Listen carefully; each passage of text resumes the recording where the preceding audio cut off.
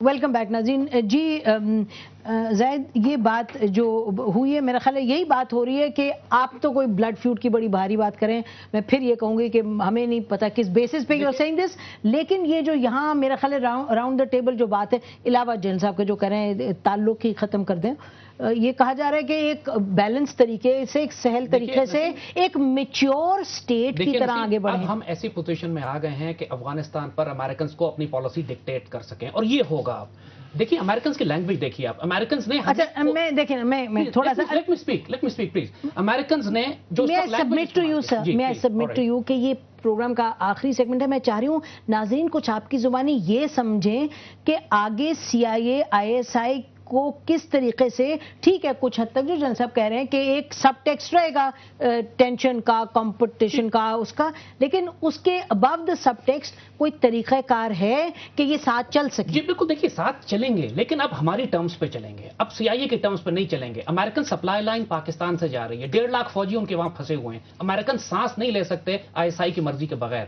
اور آپ ان کی لینگویج اگر دیکھیں تو وہ بات کر رہے ہیں انٹرنیشنل کورٹ آف جسٹس میں جانے کی، امریکہ نے کب بات کی ہے وہاں جانے کی؟ وہ تو تھریٹ کرتا ہے ملکوں کو، وہ چینج ہوا ہے، ریمنڈ ڈیوس پہ بیک آف کیے ہیں، یہ تو بات یہ کلیئر ہے، یہ کلیئر بات ہے، ریمنڈ ڈیوس پہ بیک آف کیے ہیں۔ ایک میں بات آپ سے کہہ دوں، میں ریپیٹ کر رہا ہوں جو پہلے آپ کے پروگرام میں کہا تھا، میں یقین سے کہتا ہوں آج فوجی حکومت ہوتی یہاں پہ تو ریمنڈ ڈیوس جو ہے جہاز پہ بیٹھ کے امریکہ چلا گیا۔ یہ تو کہنے کی بات ہے، یہ جو ہے دس ڈسفنکشنل، ایمل کانسی کیسے گیا تھا؟ ایمل کانسی ریک لیگ جو ضیاء الحق کے زمانے میں یہاں پہ آرمز لیتا ہوا پکڑا گیا تھا انٹرنیشنل اسکول میں، انٹرنیشنل اسکول میں، ایک دن گرفتار ہوا تھا، دوسرے دن جہاز سے بیٹھ گیا۔ یہ ایک ڈیموکریسی اسٹیبلشڈ ہے کہ ڈیموکریسی ہے۔ جی آپ سوری، وہ تو کنجیکچرز ہے نا، یہ تو کنجیکچر ہے۔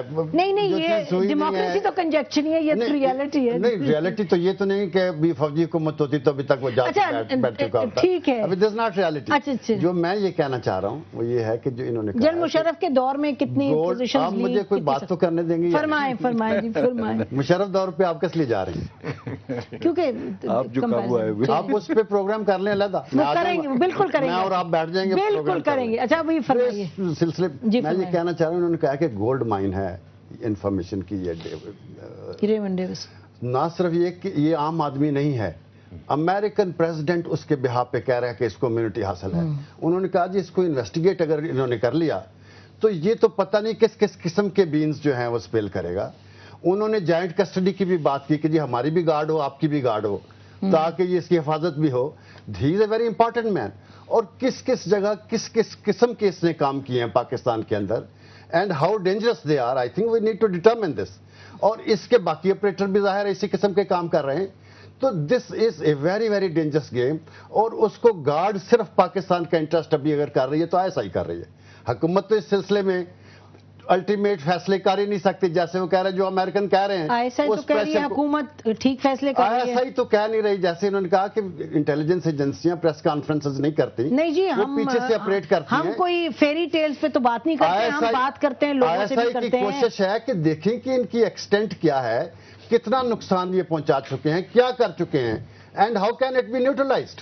دس is the issue which is very very serious. اور اس کے بعد آئندہ جو افغان پالیسی بنے گی، امریکن کی ایگزٹ اسٹریٹجی ہے، پاکستان کا ایکسس ہے اس کے اندر، وہاں سے انڈیا کو نکالنا ہے، پاکستان کی future rules of engagement Afghanistan میں کیا ہوں گے، اب اس ڈیوس کیس کی بنیاد پر ان کو ری ڈیفائن کیا جائے گا۔ جن صاحب آپ فرمائیے کہ یہ جو کہہ رہے ہیں کہ اب جو آگے ریلیشن شپ ہوگی وہ آئی ایس آئی کی ٹرمز پہ ہوگی، یہ تو اس میں کوئی شک نہیں ہے کہ اس کے بعد کافی چیزیں بدل گئی ہیں۔ ٹھیک، افغانستان کی وجہ سے کئی چیزیں بدل رہی تھی کیونکہ ہمارا ریزسٹنس نے ان کا ریمنڈ ڈیوس کا کیا بدلا ہے؟ اب جب پکڑا گیا ایک آدمی، بہت ثبوت آ گئے، یہ پینک کی بات بھی ٹھیک کہہ رہے ہیں، پینک ہی تھا پہلے جس کی وجہ سے ان کو خرابی ہو گئی۔ جب بھی آپ تھوڑا سا لیک بیک کریں، تھوڑا سا وقفہ دیں تو آپ کو سمجھ آ جائے کہ اس کو کیسے سنبھالنا ہے۔ ابھی کیسے ہوگا آئندہ؟ یہ جو ہوتی ہے نا انٹیلیجنس ایجنسیوں کا آپس میں تعلق، یہ بڑا عجیب سا ہوتا ہے۔ آپ کہنے کو الائز ہیں لیکن آپ کے مختلف ہو سکتے ہیں۔ بعض دفعہ آپ اپنی دشمن انٹیلیجنس ایجنسی سے بھی کسی ایک ایجنڈے کے اوپر کوآپریٹ کرنے کے لیے تیار ہو جاتے ہیں۔ اس وقت اگر ان دونوں کی سب سے بڑا تو مسئلہ یہی ہوگا کہ ان کا جو یہاں پر ہے پاکستان کے اندر کا ایجنڈا، وہ ہم نے کیسے سکٹل کرنا ہے، اس کو ختم کرنا ہے، رول بیک کرنا ہے۔ اور افغانستان میں جب جائیں گے تو یس میں مانتا ہوں کہ اب تک تو انہوں نے بہت زیادہ وہ ہٹ دھرمی دکھائی ہے، اور اوباما کی پالیسی کو سکٹل کرنے والی جو ہے آرمی اور سی آئی اے دونوں پاکستان کی آرمی اور پاکستان کی ISI کو آپ کرتے رہے، لیکن وہاں پر اس کی پالیسی کو سکٹل ان دونوں نے کیا ہے۔ ٹروپس نکالنے والی پالیسی، پوری جو ایگزٹ اسٹریٹجی تھی اس کو، پوری ایگزٹ اسٹریٹجی میں صرف ٹروپس نکالنا نہیں ہے بلکہ بعض ٹروپس رکھنا بھی اس کا حصہ ہو سکتا ہے، اس کو سکٹل انہوں نے کیا ہے۔ اور اب تک اگر انہوں نے نہیں چینج کیا، ISI ان کو کس طریقے سے یہ پالیسی رول بیک کرنے کے لیے کیا لاہ عمل بناتی ہے، ISI خود نہیں سارا کچھ، وہ تو افغانستان کے ساتھ بھی ہم لنک اپ کیا ہوا ہے نا، کئی چیزوں کے ساتھ لنک اپ ہو کے فوج کہے گی، حکومت یہاں کی کرے گی، اور اس کے بعد جو ریورسل ہے وہ شاید ابھی ممکن ہو جانا چاہیے، اگرچہ یہ انسٹیٹیوشن خاص طور پر جو فوج ہے یا ISI ہے یا حکومتیں ہیں بڑی مشکل سے پیچھے جاتی ہیں، بڑا ان کو کبھی ایگو کا پرابلم ہے، کبھی اور کا ہوتا ہے، اور پاور کے بھی تو پرابلم ہوتا ہے، all other options till ultimately having to ultimately being forced to change it or do the right thing، یہ ہوتا ہے۔ تو پھر یہ فورس ٹو چینج کا وقت آ گیا، آپ کا خیال ہے کہ ISI اور CIA کا جو اس وقت اب آگے آنے والے دنوں میں یہاں ریلیشن شپ رہے گی تو زید حامد صاحب جیسے کہہ رہے ہیں it will be on ISI's terms؟ 3 بڑے سمپل پوائنٹس ہیں۔ Focus has to be the internal situation in Pakistan, جس کا بھی یہ حصہ بن گیا ہے کہ بھی یہ ہم نے اس کو کیسے کنٹرول کرنا ہے۔ Naturally it will require a redefinition of the relationship between ISI and CIA because they are now obviously on the opposing sides. Secondly, we have to also review our relationship as Ayaz says with the United States and redefine it.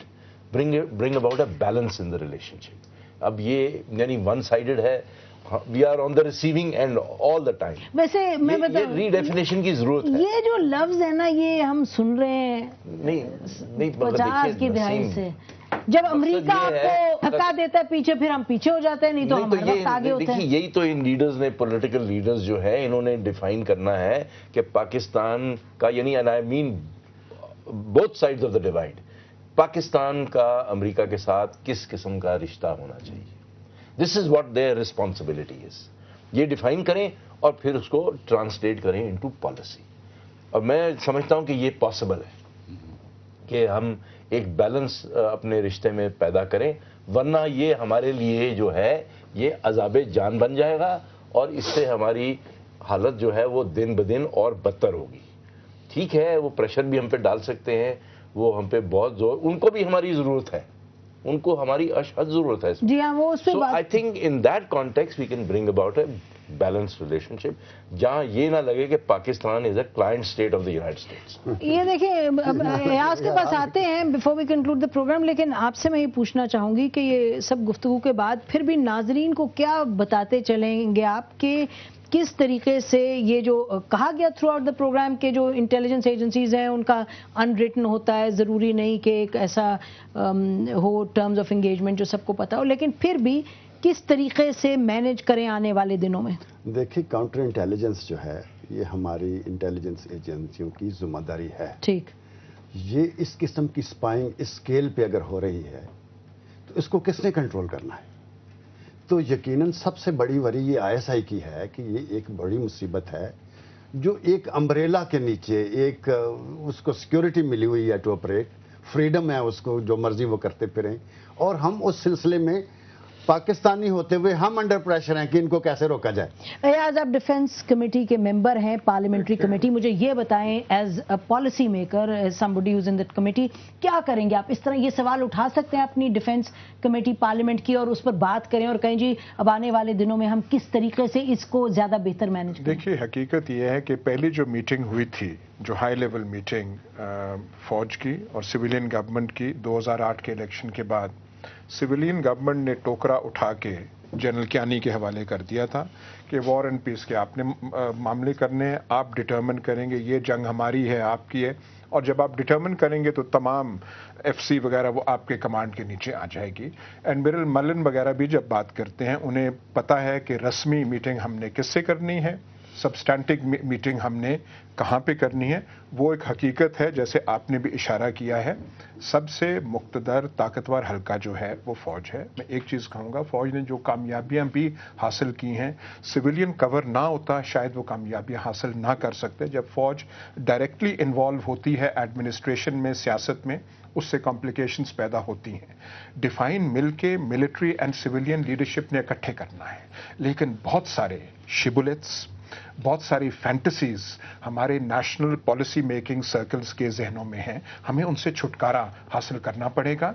मैं बसद अदब कहूँगा, ये जो है कि हम dictate करने की पोजीशन में हैं। रियाज, आप कह चुके डिफेंस कमेटी के आप मेंबर हैं, जो पार्लियामेंट्री कमेटी है। मुझे आप ये बताएं, आप नाजरीन को ये बताएं कि आप कन्वीन कर सकते हैं कमेटी की मीटिंग, आप उस मीटिंग में ये बात कर सकते हैं, या आप ये कहेंगे कि बस फौज ने पकड़ा हुआ है तो हम तो कुछ नहीं कर सकते? एक मिसाल दूंगा, जब ये क्वेटा में कुछ हुए थे इंसिडेंट्स, तो हमने मिनिस्ट्री ऑफ डिफेंस से कहा था कि प्लीज़ आप हमें ब्रीफिंग देंगे। यहाँ पे वो रिपोर्ट्स थी कि वहाँ पे नेटो को कुछ ऑफिस बन रहा है क्वेटा में।